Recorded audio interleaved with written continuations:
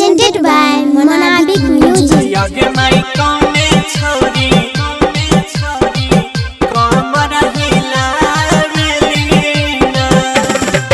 गणपत बजाना काय को बंद किया? सीतामढ़ी आगे माई कौने छोरी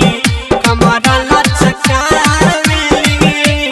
DJ Sri Digital Audio Recording Studio Bihariganj Singing by Gaurav Thakur. हाँ कि आगे माई कौने छोरा डीजे बजावेला ना कि आगे माई कौने छोरा डीजे बजावेला ना कि आगे माई कौने छोरी कमरा हिलावेली ना कि आगे माई कौने छोरी कमरा लचकावेली ना हाँ कि आगे माई दीपिका छौरा डीजे बजावेला ना कि आगे माई राधिया छौरी कमर हिलावेली ना कि आगे माई रानिया छौरी कमर लचकावेली ना DJ Sri Digital Audio Recording Studio Bihariganj आगे माई कौने छौरी DJ विकास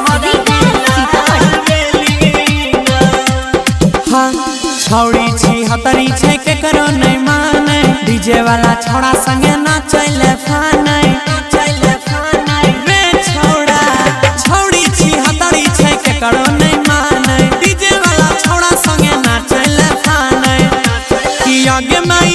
मदन छौड़ा डीजे बजावेला ना आगे माई रूबिया छौड़ी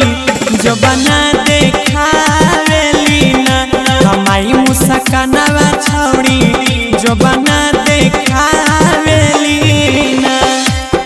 आगे माई कौने छौड़ी कमरा लचकावेली Sitamarhi Singing by Gaurav Thakur. एने उने देखी छौड़ी लहंगा उघारे डीजे वाला छौड़ा ले जड़ लाइट बारे नाच लगे छौड़ी एने उने देखी छौड़ी लहंगा उघारे डीजे वाला छौड़ा ले जड़ लाइट बारे ता गौरव आ जाय के डीजे सगरे बजाबै छै सब छौड़ी कमर हिलाबै छै ता गुड्डू सनी विकास डीजे जाय के बजाबै छै सब छौड़ी कमर हिलाबै छै आगे माई कौने छौड़ी कमर हिलावेली ना आगे माई कौने छौड़ी कमर लचकावेली ना अच्छा भगवा की नहीं यहाँ से Recording by Ajay Star Bihar.